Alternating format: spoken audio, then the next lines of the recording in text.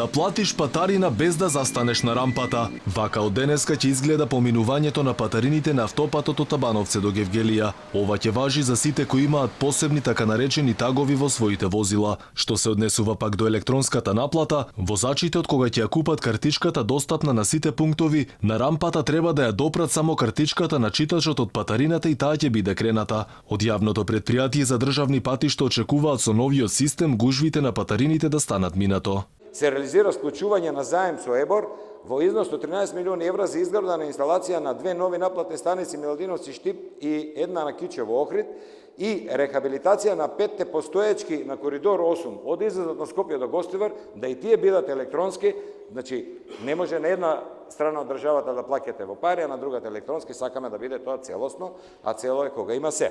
Попуст ќе има за поевтина патарина, но истиот ќе може да го искористат транспортните компании, но тоа речиси ќе биде невозможно за обичните граѓани. Кога ќе дојдете вие со 1000 денари, пример имате 1 или 2%. Кога ќе дојдете со 5000, имате 3%.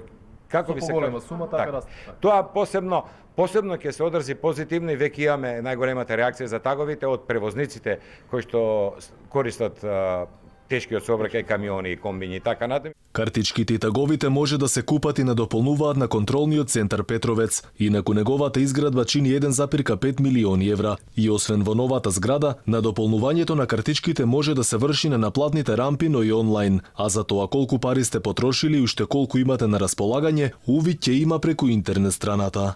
Иако официјално електронската наплата на патарините беше најавена за мај, денеска со мало задоснување официјално беше пуштен во употреба новиот систем за безбедност и контрола на патиштата во Македонија.